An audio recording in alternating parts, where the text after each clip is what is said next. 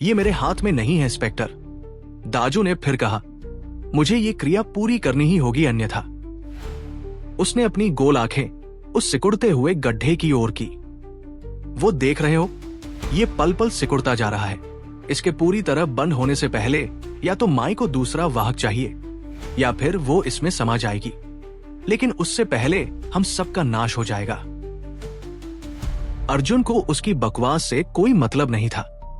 उसे तो बस यहां से अपने दोस्तों को बाहर निकालना है। उसे जो जानना था वह भी जान ही चुका है। उसने जियाना को गौर से देखा तो पाया कि उसके चारों तरफ एक घेरा बना हुआ है। ये घेरा मिटाना होगा, उसने वर्धन से कहा। वर्धन और टिम ने बिना वक्त गवाए वो घेरा मिटाया और उसी के साथ जियाना एक तरफ लुढ़क गई। वर्धन और टिम तुरंत जियाना को फिर से उठाने लगे थे कि एक कौन से फिर सब कुछ ठहर गया। ऐसा लगा जैसे बस अभी गुफा के अंदर कहीं बिजली गिरी थी। वो पुतला जो अब तक लगभग जल चुका था, वो भी जियाना की तरह ही औंधा गिर गया और उसके साथ ही जियाना की आंखें भी खुली। जिया, अर्जुन के मुंह से निकला और साथ ही आर्यन की चीख भी। सभी की नजरें एक साथ उधर गई जहां शशांक जमीन पर पड़ा बुरी तरह छटपटा रहा है। आर्यन अपने जख्मी पैर को खींचता हुआ उससे दूर भाग रहा था। दाजू की आंखें भी उस पर टिकी हुई थी, जिनमें अब भय साफ दिख रहा था। नहीं, ये तुम लोगों ने क्या कर दिया? फटी सी आवाज में वह चिल्लाया। अब उसे अर्जुन के रिवॉल्वर से भी ज्यादा भय किसी और चीज का था। उसने अर्जुन के हाथ को झटका और गिरता पड़ता वहां से भागने लगा। वही ठहर जाओ, अर्जुन ने निशाना लगाते हुए कहा जरूर, लेकिन वह जानता था कि दाजू अब नहीं रुकेगा। बस 2 ही पलों में आर्यन, शशांक और दाजू यहां की अंधेरी सुरंगों के भूल भुलैया में गायब हो चुके थे। अर्जुन, जियाना की आंखें जैसे ही अपने आप पर गई, वो ये देखकर चीख उठी कि उसके हाथ में किसी आदमी का कटा हुआ सिर है। बौखलाहट में उसने वो सिर दूर फेंक दिया। जिया, अर्जुन ने उसे कंधों से थाम लिया और उसके कपड़ों की तरफ देखा जो कि उसके खून में पूरी तरह रंग चुके हैं। जियाना के चेहरे पर कमजोरी और भय के साथ आसपास की चीजों को देखकर हैरानी भी है। ये सब क्या है? एक अंधेरी गुफा, सैकड़ों की गिनती में जमीन पर बिखरे लोग, खून, जमीन पर बिखरी राख, कोयले, ये धुआं, लाशें। उसकी आंखें कहीं ठहर नहीं रहीं और जहां भी जा रही हैं, वहां का दृश्य उसे और ज्यादा डरा रहा है। क्या वह जीते जी नर्क में आ गई है? मैं तो हॉस्पिटल में थी ना, तो यहां क्यों हूं? उसने अर्जुन के हाथ में भी एक इंसानी खोपड़ी देखी। मैं मर गई हूं क्या? ये सब क्या है? उसके हाथ अपने बदन से रिश्ते खून पर गए तो उसकी पुतलियां और खैल गई। आराम से जियाना, अर्जुन ने कहा, बाद में आकर बताता हूं। तुम अभी वर्धन और टिम के साथ यहां से जाओ। अनायास ही जियाना का सिर नामे हिला। वह भरी हुई आंखों से अर्जुन को तक रही है। इतनी आसानी से वो मानेगी भी नहीं। अर्जुन की भी बेबस सी आंखें एक बार अपने पीछे और फिर हर तरफ गई। समर्थ मिल जाता तो वो इसे ले जा सकता था, लेकिन इस सारे झंझट में वह जाने कहां गुम हो गया है। मुझे यहां बहुत जरूरी काम है। जियाना अब भी उसी ढिढ़ाई से उसे तक रही थी, मानो कह रही हो कि मैं यहां तुम्हारे साथ मरने को तैयार हूं। प्लीज भरोसा रखो मुझ पर। अर्जुन ने थके से चेहरे के साथ उसे वर्धन की तरफ धकेल दिया।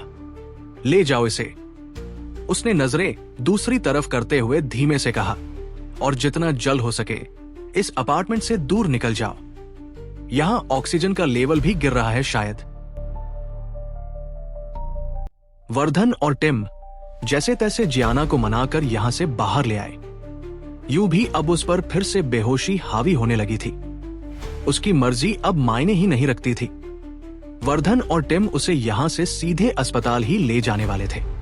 शशांक, दाजू, वर्धन और टिम सभी आवाहन वाली समतल और खुली जगह से निकलकर अलग अलग सुरंगों से होते हुए यहां बाहर निकलने वाले थे। इनमें सबसे ज्यादा आत्मविश्वास के साथ बढ़ रहा था दाजू।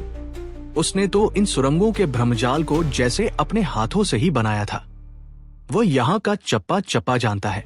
वह दक्षिण की दिशा की तरफ जा रही एक अंधेरी सुरंग में भागा जा रहा था। उसके कद के चलते उसे इस संकरी सुरंग से निकलने में दिक्कत भी आ रही थी, लेकिन क्या करे, यही सबसे छोटा और आसान रास्ता भी था, कम से कम सामान्य कदकाठी वालों के लिए। दूसरी तरफ शशांक ये भी कुछ हद तक जानता था कि उसे किस सुरंग से होकर निकलना है और वो कहां पहुंचेगा। उसका रास्ता सबसे छोटा तो नहीं था, लेकिन आसान जरूर था, और यहां से उसका बाहर निकलना भी तय ही था। बस रास्ते में कोई मुसीबत उससे ना टकरा जाए। यूं भी पैर में धंसी गोली के कारण वह चलने में खासी परेशानी महसूस कर रहा था।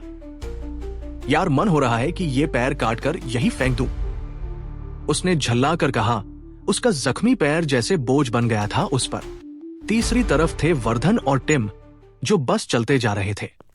जियाना को टिम ने अपने कंधे पर लादा हुआ था और पागल लड़की आधी बेहोशी में भी उसका दिमाग खा रही थी। तुम्हें शर्म आनी चाहिए, मेरे अर्जुन को मौत के मुंह में छोड़कर तुम लोग। उसने अपनी जान की परवाह नहीं की और तुम लोग उसे यूं छोड़कर भाग रहे हो। Shame on you Vardhan, shame on you Tim, और भी पता नहीं क्या क्या। अचानक वर्धन के पीछे चल रहे टिम के पैर ठिठक गए। नहीं, रुको, ये रास्ता सही नहीं है वर्धन। क्या हुआ? टिम अचानक बेचैन और हदसा सा दिखाई देने लगा।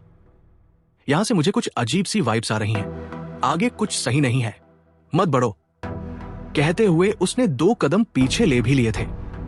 ऐसा करते हैं, मैं आगे जाता हूं, सब ठीक रहा तो तुम भी पीछे आ जाना, वरना भी कोई दिक्कत हुई तो तुम जियाना के साथ भाग नहीं सकोगे। लेकिन वर्धन, तब तक वर्धन आगे बढ़ चुका था। इस संकरी और सांप की तरह लहराती सुरंग में अंधेरा इतना था कि वर्धन 2-4 कदमों के बाद ही जैसे गायब हो गया था। वर्धन, उसने कोई जवाब ना दिया। बस कुछ और देर तक उसके कदमों की आवाज आकर खामोश हो गई। टिम ने कुछ देर इंतजार किया। यहां उसे सांस लेने में तकलीफ होने लगी थी। उसे लगता नहीं कि यह सुरंग कहीं खुलती भी होगी। जियाना, उसने कंधे से जियाना को उतारा और वही दीवार के सहारे टिकाकर, तुम कुछ देर यही रुको, मैं आगे देख कर आता हूं, अगर खतरा नहीं हुआ तो तुम्हें ले जाऊंगा। जियाना ने बस हाँ में सिर हिलाकर पीछे दीवार से टिका लिया। टिम खुद को मजबूत करता हुआ वहां से आगे बढ़ गया। जो भी खतरा वह भांप पा रहा है, वो यहां से आगे उस गहरे अंधेरे में ही है। इस नीम अंधेरे में उसे कुछ दिखाई नहीं दे रहा था। वो बस सुरंग की दीवार पर हाथ फेरते हुए आगे बढ़ रहा था और साथ ही वर्धन को पुकारता भी जा रहा था। उसके पैरों के नीचे कभी लकड़ी और कभी छोटे मोटे पत्थरों जैसा कुछ कुचल रहा था। उसकी सांसें और भारी होने लगी। उसे यहां से निकलने की बेचैनी होने लगी है। कुछ है जो उसके अंतर में चीख रहा है कि यहां से निकले अभी। कि अचानक टिम को कोई दिखा। उस आदमी की चाल कुछ अजीब थी, मानो एक पैर से लंगड़ा हो। गर्दन दाएं कंधे पर मगर पीछे की ओर लुढ़की हुई थी।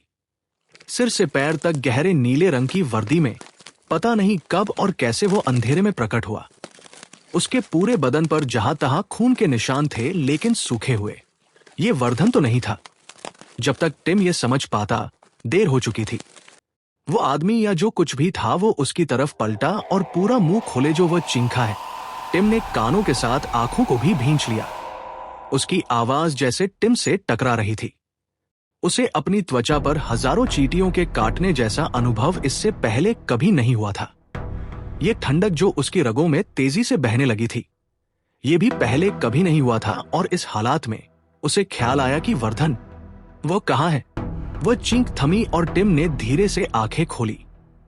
वह भयावह व्यक्ति उसके ठीक सामने था, उसकी आंखों में घूरते हुए, उन आंखों से जिनके कोटरों में अब आंखों जैसा कुछ बाकी नहीं रह गया है। टिम उसके सामने जैसे बुद्ध बन गया। उसे आभास हो रहा था कि किस तरह वो यहां आया था बतौर सिक्योरिटी गार्ड, फिर कैसे दिन भर यहां बसने वाली नकारात्मक शक्तियों ने अपनी मौजूदगी जाहिर की और उसकी जिंदगी की वह आखिरी रात। टिम के देखते देखते ही उसके पूरे बदन से धुआं निकलने लगा। वो सुलग रहा था अंदर से और यहां टिम के चेहरे पर पसीने की बूंदें बहुत तेजी से बढ़ती जा रही थी। भले ही उसकी पुतलियां उसकी आंखों से हट नहीं रहीं, लेकिन उसे गुफा की छत की अंधेरी सतह पर उभरते जा रहे वो अनगिनत नंगे शरीर, जो कि हर जगह रेंगने लगे हैं, बहुत अच्छे से दिख रहे हैं। वह सभी टिम को तक रहे हैं, उसकी तरफ बढ़ रहे हैं। टिम को अपने शरीर पर कुछ हावी होता हुआ महसूस होने लगा था कि अचानक टिम पलटो। एक लात ने उस धड़ के सीने पर पड़कर उसे कुछ फुट दूर फेंक दिया और बिल्कुल उसी पल टिम पर से जैसे वह सम्मोहन टूटा और टिम गहरी सांसें भरता हुआ कुछ पीछे हट गया। टिम गुफा की दीवार से पीठ टिकाए बुरी तरह हाफ रहा था। उसे तो पता ही नहीं चला कि कितनी देर से उसकी सांसें भी रुकी हुई थी। होली मदर ऑफ गॉड, उसने अपने सीने पर क्रॉस का निशान बनाया। टिम ने गुफा के उस तरफ देखा जहां उस धड़ को होना चाहिए था, लेकिन वह जैसे लात पड़ते ही गायब हो गया है। लेकिन गुफा की छत पर अब भी वो अजीबोगरीब नंगे शरीर रेंग रहे हैं। उस आदमी की तरफ देखा जिसने उस धड़ को दूर किया था। उसे अपेक्षा थी कि ये जरूर वर्धन या अर्जुन रहा होगा, लेकिन ये था समर्थ। ये तुम हो? समर्थ ने एक बार उसकी तरफ देखा। तुम जियाना को लेकर यहां से जाओ। लेकिन वर्धन, उसने थूक निगलते हुए फिर सांसें संतुलित की और वर्धन अंदर गया था। वो तुम्हें गुफा के दूसरी तरफ मिल जाएगा। समर्थ के पास एक टॉर्च था जिसकी रोशनी उसने छत से चिपके उन पिशाचों जैसे जीवों पर डाली और उनमें खलबली मच गई। चंद पलों में वो सभी तितर बितर होकर अंधेरे में छुप गए थे। ये रोशनी पसंद नहीं करते। यहां टिम लगातार उसे घूर रहा था। समर्थ को देखकर उन्हें कुछ महसूस हो रहा था, लेकिन क्या? तुम तो बिल्कुल ठीक हो। टिम ने अपने चेहरे पर आ गया पसीना कोहनी से पोंछा। समर्थ ने कुछ सोचा और फिर बिना कोई जवाब दिए ही, तुम यहां से जाते क्यों नहीं? अर्जुन ने जियाना को तुम्हारे ही भरोसे छोड़ा है ना? उसने टॉर्च वर्धन के हाथ में थमा दिया। ठीक है, मैं जाता हूं, लेकिन तुम? मैं अर्जुन के साथ ही यहां से बाहर निकलूंगा, उसने एक ठंडे लहजे के साथ कहा। टिम जाने को हुआ तो समर्थ ने हाथ के अंगूठे से अपने पीछे की तरफ इशारा किया। उस तरफ से जाओ, ये सुरंग आगे बंद है। वापसी के रास्ते में तुम्हें राइट में एक छोटा सा टर्न दिखेगा, उसी में जाना है। वो थोड़ा संकरा है लेकिन सुरक्षित है। वो जंगल के बीच कहीं छोटी सी पहाड़ी में खुलता है। जंगल में? सलाह कुछ सही नहीं लगी। हाँ, जंगल में। क्यों? उसने संशय से पूछा। वो जंगल इन गुफाओं से ज्यादा सेफ है। रात के समय गश्ती फॉरेस्ट रेंजर्स वहां से निकलते हैं। किस्मत सही रही तो तुम्हें कोई ना कोई मिल ही जाएगा। तुम्हें ये सब कैसे पता? टिम ने वो टॉर्च चेक करते हुए पूछा। वो सब बाद में बता दूंगा, पहले तुम लोग यहां से जिंदा तो बाहर निकल जाओ। उसने दोनों की तरफ अपेक्षा से देखा। टिम उसके बताए अनुसार वापस हो लिया। जियाना पूरी तरह होश खो चुकी थी। उस अंधेरी सुरंग में टॉर्च की रोशनी चारों तरफ मारते हुए टिम धीरे धीरे आगे बढ़ने लगा। टिम को अब तक यकीन नहीं था कि जिसने उनकी मदद की है वो समर्थ ही है। ये मदद की आड़ में कोई जाल भी हो सकता है, लेकिन वह सुरंग आगे से बंद है ये तो उसने भी साफ महसूस किया था। और आखिर अब वह संदेह करे भी तो किस पर और यकीन किस पर? अर्जुन ने उन्हें मौत के मुंह से निकालकर यहां तक पहुंचा दिया था। अब आगे केवल ईश्वर का ही भरोसा था। वो एक अंधेरी सुरंग में आगे बढ़ता रहा। पैरानॉर्मल या परग्रही इस वक्त दाजू को बहुत अच्छे से समझ आ रहा था। कुछ प्रयोगों और मंत्रों के दम पर उसे लगने लगा था कि उसके कुल ने एक पराशक्ति को ही अपना दास बना लिया है। लेकिन ये गलतफहमी आज युगों बाद ही सही पर अच्छे से दूर हो रही थी। वो गिरता पड़ता इन संकरी गुफाओं में भटक रहा था। उसने सुरंगों का ये भ्रमजाल खुद ही बनवाया था, लेकिन इस वक्त जाने क्यों किसी भी सुरंग में पैर रखे वो भटककर वहीं आह्वान वाली जगह पर लौट आता है। नहीं, वह बौखलाया सा फिर कदम वापस ले रहा था कि एक झटके से वो फिर से वहीं पटका गया, उसी खुली और विस्तृत जगह पर जहां कुछ देर पहले तक वो कुंड जल रहा था। जहां तक इस गुफा की दीवारें हैं वहां तक चंद्रदेव कुल के लोग बिखरे पड़े हैं, मानो मर चुके हों। वो डॉक्टर जो इंसानी अंगों को यहां लाया था वो भी खून से लथपथ कुंड से कुछ ही दूर पड़ा है। जो चिता अर्जुन के लिए जलाई गई थी उसमें से अब भी धुआं उठ रहा है और मयंक का शव जलने की बू यहाँ हर कोने में फैली हुई है। हर जगह धुआं, मांस और रक्त पसरा पड़ा है। माई नहीं, मुझे क्षमा करें, मैं आपको रुष्ट नहीं करना चाहता था, किंतु अचानक कुछ कराहों से वो सहम कर चुप हो गया। दाजू, जो अपने डर और बौखलाहट में इस वीराने से ही माफी मांग रहा था, वो अचानक जैसे होश में आया। उसने देखा कि मिट्टी में वो गड्ढा जो इस शक्ति के बाहर आने के कारण बना था, उसका आयत कुछ इंचों का रह गया है। ये रात लगभग गुजर चुकी है। कुन के पास पड़ा वो पुतला राख हो चुका है। अब कुछ नहीं हो सकता। अचानक फिर उसके बदन के रोंगटे खड़े कर देने वाली एक करा उसे सुनाई दी। ये भयानक आवाज गुफा के दूसरे छोर की तरफ से आ रही थी। दाजू ने बहुत एहतियात के साथ कुछ कदम उस तरफ बढ़ाए। किसी आदमी की घुटी सी आवाज उसके हर कदम पर और साफ होती जा रही थी। जैसे ही उसकी आंखों के सामने का नजारा कुछ साफ हुआ तो वो समझ सका कि ये अर्जुन राजपूत है। अर्जुन कुंड से कुछ दूर घुटनों पर बैठा धीरे धीरे कांप रहा है। उसकी वर्दी कितनी ही जगह से खुद ही कटती जा रही है। उन छोटे छोटे छिद्रों से पहले खून और फिर जंग लगी कीलें उसकी त्वचा को चीरती हुई बाहर गिर रही है। उसका गाल दर्द से थर्रा रहा है, लेकिन वो चीख तक नहीं पा रहा।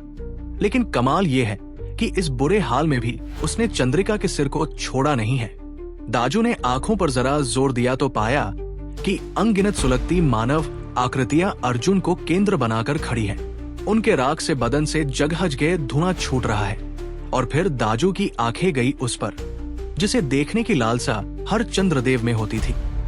कोहरे के बादल से बनी वो अजीबोगरीब और विशाल आकृति, जिसका सिर और धड़ किसी सरीसृप की तरह है, लेकिन चेहरा मानव का और निचला शरीर धीरे धीरे एक पूंछ पर खत्म हो गया है। देखने से जैसे साक्षात शैतान का रूप। वो जैसे अपनी ही पूंछ का पीछा करती सी उन आकृतियों के सिर से कुछ ऊपर एक घेरा बनाए घूम रही है। उसे देखकर खुद दाजू को अपनी पूजा और कर्मकांड पर अफसोस हो रहा है।